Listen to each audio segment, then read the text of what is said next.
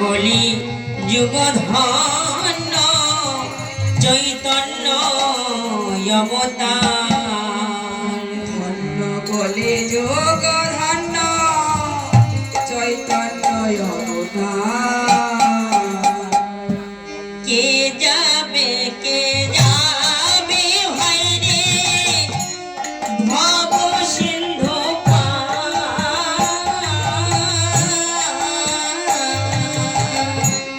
ধন্য কলি যুগ ধন্য চৈতন্য অবতার। কে যাবে কে যাবে ভাই রে ভব সিন্ধু পার। ধন্য কলি যুগ ধন্য চৈতন্য অবতার। ধন্য হলো ধন্য হলো ধন্য হলো ধন্য হলো ধন্য হলো কলির জীব ধন্য অবতারে ধন্য। কলির ধন্য অবতার ধন্য। আজি কলির জীব ধন্য অবতারে ধন্য। কলির জীব ধন্য অবতার ধন্য। ধন্য কলি যুগ ধন্য চৈতন্য অবতার। অবতার ধন্য কলি যুগ ধন্য চৈতন্য অবতার। কলিযুগকে ধন্য বলা হয়েছে। প্রথমেই বলছে কলি, আবার তাকেই বলছে ধন্য। কলিযুগ ধন্য হয় কেমন করে? কলির প্রভাবে পরিপূর্ণ। তাহলে কলি ধন্য হলো কেন? আমার সেই ব্রজেন্দ্র নন্দন শ্রীকৃষ্ণ সেই ব্রজ ছেড়ে এই নদিয়া এসে এই নদিয়া এসে চৈতন্য অবতার রূপে আবির্ভূত হলে আমার সেই ব্রজেন্দ্র নন্দন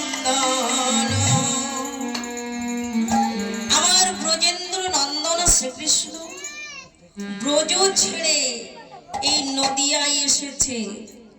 এই নদিয়ায় এসে চৈতন্য অবতার রূপে আবির্ভূত হলেন। চৈতন্য অবতার রূপে আবির্ভূত হলেন। তাই কলির যুগ ধন্য, কলির জীব আমরাও ধন্য। কলির জীব ধন্য এবং সকলেই ধন্য। যেহেতু আমার ব্রজেন্দ্র নন্দন শ্রীকৃষ্ণ ব্রজ ছেড়ে নদিয়ায় এসেছে, ব্রজ ছেড়ে নদিয়ায় এসে চৈতন্য অবতার রূপে আবির্ভূত হলেন। তাই কলির জীব ধন্য, কলির যুগ ধন্য। তাহলে এই যে আমার ব্রজেন্দ্র নন্দন শ্রীকৃষ্ণ ব্রজ ছেড়ে নদিয়া এসেছে, শ্রীমদ ভাগবত গীতার চতুর্থ অধ্যায়ে সপ্তম শ্লোকে শ্রীকৃষ্ণ অর্জুনকে বলেছে, যদা যদাই ধর্মস্য গ্লানি ভবতি ভারত অভ্যুত্থানমধর্মস্য তদাত্মনায়ং সৃজাম্যহम्। হে অর্জুন, ভারতের যে যে সময়ে ধর্মের গ্লানি এবং অধর্মের প্রাদুর্ভাব হয়, সেই সেই সময়ে আপনাকে প্রকাশ করিয়া থাকি। কেন জানো? কেন প্রকাশ করিয়া থাকি? পরিত্রাণায় সাধুনাং বিনাশায় চ দুষ্কৃতাং ধর্ম সংস্থাপনার্থায় সম্ভবামি যুগে যুগে। সাধুগণের পরিত্রাণ এবং দুরাচারগণের বিনাশ এবং আপন ধর্ম স্বধর্ম স্থাপিত করিবার জন্য আমি যুগে যুগে অবতীর্ণ হই। তাই তাই আমার প্রেম অবতার মহাপ্রভু বলেছেন হরির নাম হরির নাম হরির নামৈব কেবলম কলৌ নাস্তিব নাস্তিব নাস্তিব গতির অন্যথা। হরির নাম হরির নাম হরির নাম তিনবার বলছে কেন? একবার বললেই তো হতো, আবার তিনবার বলার কি দরকার? প্রথম হরির নাম অভিমানের মঞ্চ থেকে আগে নাম, আবার বলছে হরির নাম কোথায় নামবে না সাধু গুরু বৈষ্ণবের চরণ প্রান্তে নাম, আবার বলছে হরির নাম একবার যদি সাধু গুরু বৈষ্ণবের চরণ প্রান্তে নামা যায় তার আর কিছু বাকি থাকে না। আর কি বাকি থাকে? আর কিছুই বাকি থাকে না। তাই এই সাধু গুরু বৈষ্ণবের চরণ ধুলি যে কি দ্রাহিকা শক্তি, সেটা যে পেয়েছে সে জানে, আর যে পায়নি সে জানবে কেমন করে? সাধু গুরু বৈষ্ণবের যে শক্তি, চরণ ধুলা যে মস্তকে ধারণ করতে পেরেছে। একটা বনের পাখি গাছের ডালে বসে বসে কৃষ্ণ নাম করছে, আর সেই পাখিটাকে ধরে নিয়ে এসেছে, ধরে এনে খাঁচায় বন্দি করেছে। আর সেই গৃহে তারই গুরুদেব এসেছে, পাঠ করছে, ভাগবত পাঠ হচ্ছে, আর সেই ভাগবত পাঠে বারবার বলছে কৃষ্ণ নামে মুক্তি হয়। পাখিটা বলছে না, কৃষ্ণ নামে মুক্তি হয় না। যে পাঠ করছে সেই গুরুদেব মনে মনে চিন্তা করছে, তাই তো এই কথাটা কোথা থেকে বলছে, কে বলছে ঠিক দেখতে পাচ্ছে না। আবার বলছে কৃষ্ণ নামে মুক্তি হয়। পাখিটা বারবার বলছে না, কৃষ্ণ নামে মুক্তি হয় না। লক্ষ্য পড়ল সেই খাঁচার দিকে, খাঁচার দিকে লক্ষ্য পড়ল, তাই তো আস্তে আস্তে পাখিটার কাছে গিয়ে দাঁড়িয়েছে। আচ্ছা পাখি, তুমি এমন কথা বারবার কেন বলছো?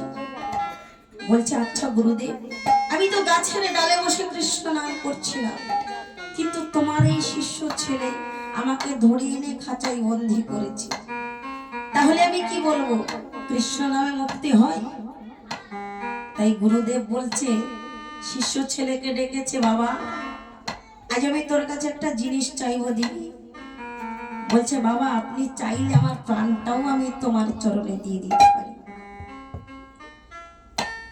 বলছে তোর কাছে এমন একটা মূল্যবান জিনিস চাইবো, তোর প্রাণের থেকেও বেশি মূল্যবান। আচ্ছা বাবা তুমি বলোই না। বলছে এই পাখিটাকে আমাকে দিতে হবে। পাখিটাকে দিয়ে দিয়েছে, পাখিটাকে নিয়ে খোলা আকাশে উড়িয়ে দিয়েছে। ওই পাখিটা আবার গাছের ডালে গিয়ে বলছে কৃষ্ণ নামে মুক্তি হয় না, মুক্তি যদি হয় সাধু গুরু বৈষ্ণবের চরণ স্পর্শে। যদি কেউ কোনোদিন সাধু গুরু বৈষ্ণবের চরণ স্পর্শ পায় তারই হয় মুক্তি। সেই শিষ্য ছেলে বলছে পাখি, বনের পাখি হয়ে আজ তুই গুরুদেবের পরশ পেলি, তোর জন্ম ধন্য হয়ে গেল, কিন্তু আমরা মানুষ হয়ে মানব কুলে জন্ম পেয়ে আমরা বৈষ্ণবের কৃপা পেলাম না। বনের পশু হয়ে বৈষ্ণবের কৃপা পেলি, কিন্তু আমরা মানব হয়ে কি করলাম? আমরা মানব হয়ে কৃপা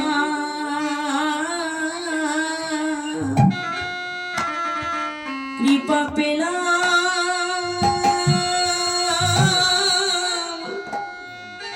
না রে।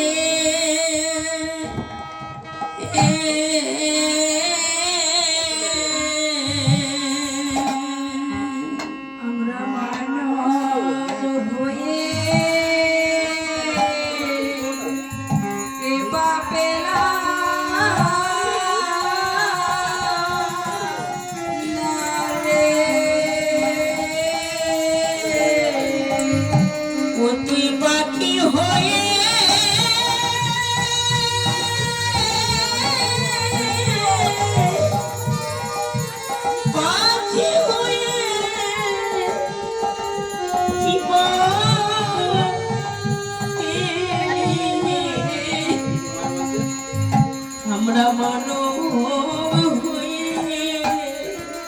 তারটা কাটার সঙ্গে থেকে আছে না, মানব হয়ে কৃপা তারটা কাটার পেল সঙ্গে থেকে আছে না, ওই যে তারটা কাটার সঙ্গে থেকে আছে না, না রে। অতি পাখি হয়ে কৃপা পেলে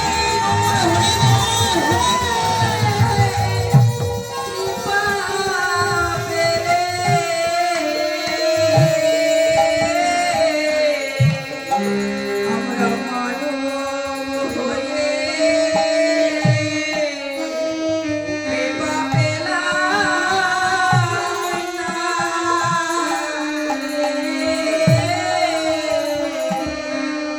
অতি পাখি পাখি হয়ে বৈষ্ণবের কৃপা পেলে, কিন্তু আমরা মানব হয়ে কৃপা পেলাম না